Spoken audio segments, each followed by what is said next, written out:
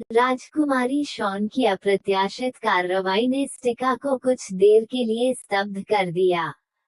जैसी कि उम्मीद थी, स्टिका ने उसे जानलेवा निगाहों से घूरा, दांत पीसते हुए कहा कि दूसरे पक्ष की उपस्थिति कितनी मनोरंजक है। बीट्राइस के रोंगटे खड़े हो गए। हालांकि उसका पुनर्जन्म हुआ था, वह अभी भी अपने सामने वाले युवक से बहुत डरी हुई थी। स्टिका ऊपर खड़ा उसे ठंडी आंखों से देख रहा था, अपना मुंह खोल रहा था और कह रहा था कि ऐसा लगता है कि आप अभी भी नहीं जानते कि डर क्या होता है। आपकी लापरवाही को समझाने का कोई और तरीका नहीं है। इन शब्दों का सामना करते हुए बीट्रिक हालांकि भयभीत था, फिर भी स्पष्ट रूप से उत्तर दिया, क्यों धन्यवाद महाराज। सेराटिक के हाथ में तलवार बिना किसी हिचकिचाहट के तेजी से बीट्रिक की ओर बढ़ी। उसने जारी रखा, मैं कह रहा हूँ कि आप लापरवाह हैं। ये देखकर महिला प्रधान ने पीछे रहने से इनकार कर दिया और पलटकर जवाब दिया, और मुझे लगता है कि यह एक तारीफ है। तेज ब्लेड बीट्रिक की गर्दन के आर पार चमक गया। स्टिका ने एक अनुस्मारक दिया, लोग कहते हैं कि सावधानी कभी पछताने वाली नहीं होती। दूसरे पक्ष ने दृढ़ता से पूछा कि क्या आप हमें मारने का इरादा रखते हैं? यदि आप यहाँ लूटने आए होते तो आप हम सभी को पहले ही मार चुके होते। बीट्रिक के इस वाक्य को सुनने के तुरंत बाद सिरा की अभिव्यक्ति अचानक बदल गई।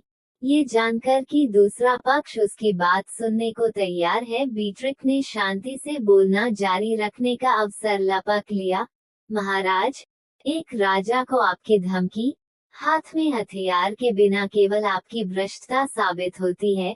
लेकिन मुझे लगता है कि आप पहले से ही जानते हैं कि अप्रत्याशित रूप से स्टिका ने अपने सामने खड़ी लड़की पर अपने नुकीले दांत दिखाना जारी नहीं रखा।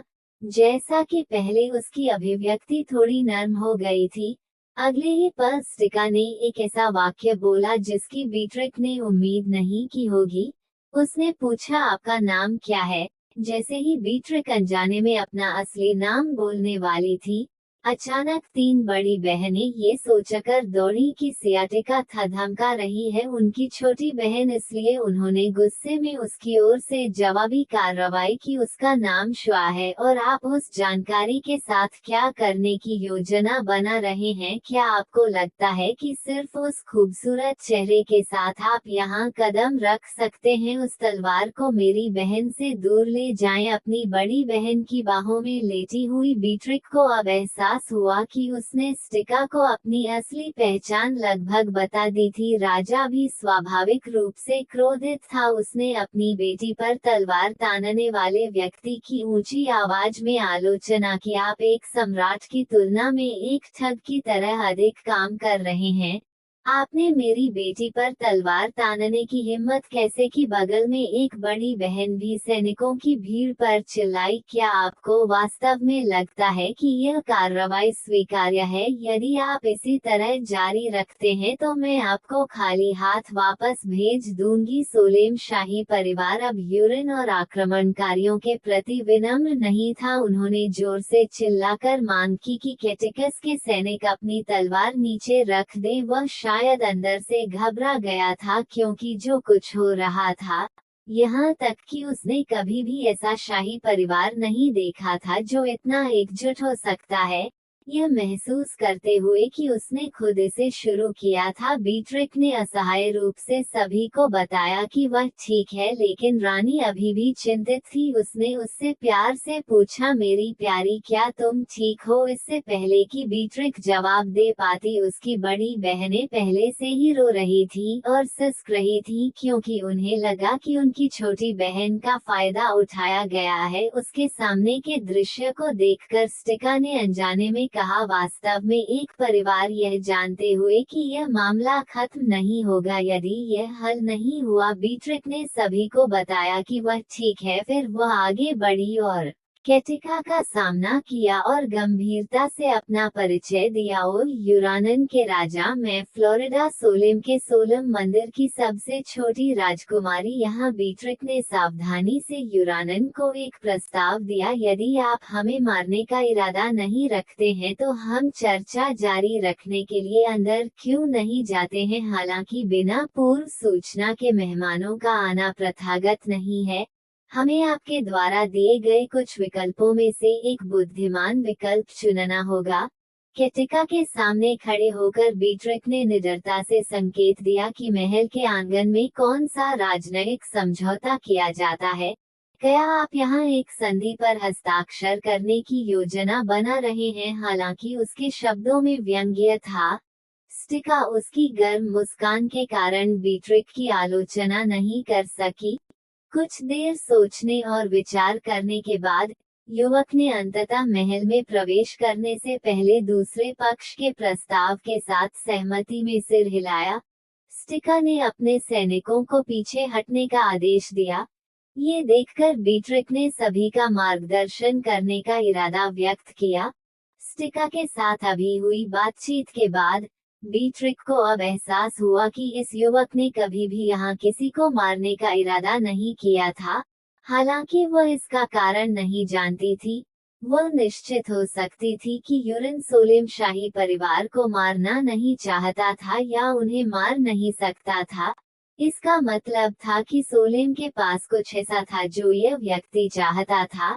जितना अधिक वह इसके बारे में सोचती थी, दबाव और तनाव बढ़ता। पाउंड यह एहसास उस दिन के समान था जिस दिन उन्होंने एक दूसरे से लड़ाई की थी। स्टिका को समूह द्वारा महल के अंदर गहरे ले जाया गया था। रास्ते में बेचारे युवक को उसकी बड़ी बहनों ने परेशान किया था। मैं अभी भी तुम पर नजर रख रहा हूँ, तुम उसे फिर से छूने के बारे में भी मत सोचना। बीट्रिक किनारे पर खड़ी थी, सेराटिक को एक्शन के रूप में देख रही थी। सोचा कि इस व्यक्ति को उनके अनुकूल होना होगा। जैसे ही दरवाजा खोला गया, स्टिका बिना किसी विनम्रता के अंदर प्रवेश कर गया। कुछ देर तक कमरे के अंदर की जगह को ध्यान से देखने के बाद उसने बेशर्मी से आलोचना की, यह जगह बहुत छोटी है, क्या यह नहीं है? सारा के मुंह में आलोचना जैसे ही राजा सोलम जैसे आशावादी व्यक्ति के कानों तक पहुंची, यह जगह बहुत आरामदायक है। तुरंत बाद राजा ने स्टिका को बैठकर चर्चा करने के लिए सौहार्दपूर्वक आमंत्रित किया। कमरे के अंदर का माहौल बेहद तनावपूर्ण था।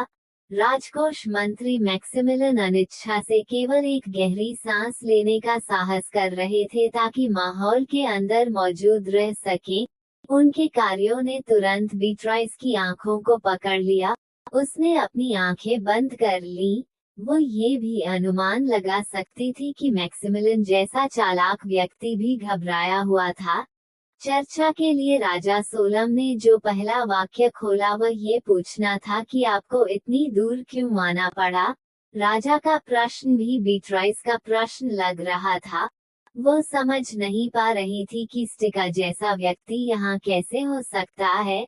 हालांकि उसका चेहरा उसके लिए बहुत जाना पहचाना था। उसके कार्यों के बारे में संदेह अभी भी भरा हुआ था। उसके सिर में बार बार समझ से बाहर की भावनाएं उठ रही थी, जिससे वो उससे पूछना चाहती थी कि पिछले 5 वर्षों में वो कैसे रहा था और युद्ध के दौरान उसने कितना बड़ा शून्य छोड़ा था। इसलिए वर्तमान स्थिति के आधार पर बीट्राइस अभी भी ये प्रश्न नहीं पूछ सकती थी। पहले से तैयार किया गया था कि ये वे शर्तें थी जो यूरन और सेट राजा सोलम ने अनुबंध प्राप्त किया और अंदर की शर्तों को ध्यान से पढ़ा। बीट्रिक को आश्चर्य हुआ कि महाशक्तियों द्वारा लगाए गए समझौतों में आमतौर पर अनुचित शर्तें शामिल होती हैं जो छोटे राज्यों के मांस और रक्त को खा जाती हैं। भले ही समझौता समाप्त हो जाए, क्या ये देश वैसा ही रह सकता है जैसा यह अभी है? कुछ समय तक शाही परिवार के लोगों के साथ रहने के बाद बीट्रिक महसूस कर सकती थी कि यहाँ के लोग बहुत गर्मजोशी से भरे, दयालु और ऊर्जा से भरे हुए हैं। अगर इस समझौते ने उन्हें बदल दिया, तो वह निश्चित रूप से स्टिका से नाराज होगी। बीट्रिक ये नहीं जान सकी कि उसके चेहरे पर असामान्य अभिव्यक्ति बहुत पहले सीएई की आंखों ने पकड़ ली थी। शांत होने के बाद बीट्रिक ने महसूस किया कि एक गहरी निगाह उसकी ओर देख रही थी। असहाय सीएए की निगाहों से बचने के लिए उसके पास अपना सिर नीचे करने के अलावा कोई विकल्प नहीं था। लेकिन क्योंकि वह अभी भी ठंडी हवा को महसूस कर सकती थी, उसने ध्यान से स्टिका की ओर देखा। इस समय बीट्रिक समझ नहीं पा रही थी कि उसके सामने बैठा व्यक्ति उसे हर समय क्यों घूर रहा था।